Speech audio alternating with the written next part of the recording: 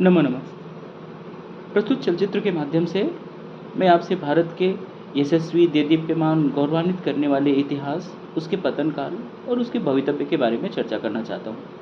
कभी-कभी आश्चर्य होता है कि वह स्वर्णमयी भारत, जिसकी ख्याति दुनिया में दूर-दूर तक फैली हुई थी, जिसे देखने, पाने, सुनने, जिसे अनुभव करने की चाहत पूरी दुनिया भर से यात्रियों, शोधार्थियों, ज्ञान की ऐंठना रखने वाले व्यक्तियों को अपनी तरफ आकर्षित कर लाती थी, वह कैसे पतन के गर्भ में चला गया।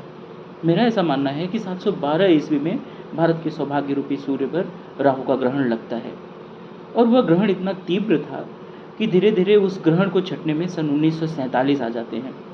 हमारे देश के पुरोधाओं, मनीषियों और स्वतंत्रता संग्राम सेनानियों ने भारत के गौरव को राहु के ग्रास से आज़ाद तो 1947 में करा लिया, किंतु भारत अपनी पूर्ण आभा को अभी भी नहीं प्राप्त कर पा रहा था। वह धीरे-धीरे चल रहा था।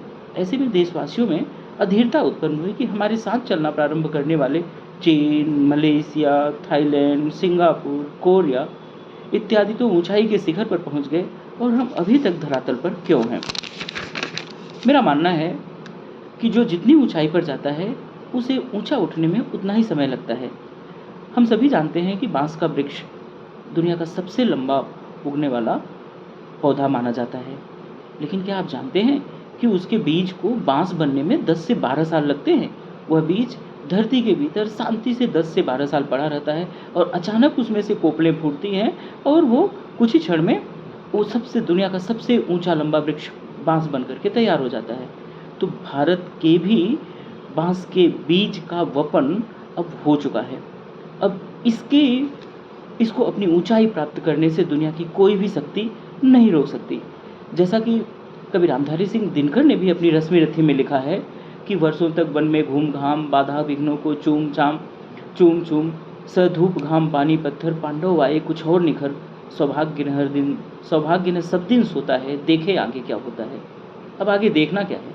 अब आगे देखना बस यही है कि अमेरिका और इंग्लैंड की तो सदियां थी, भारत का युग होगा। ऐसा युग जो संस्कारी होगा, सुसंस्कृत होगा, सांस्कृतिक भारत का युग होगा। जय हिंद, वंदे मातरम।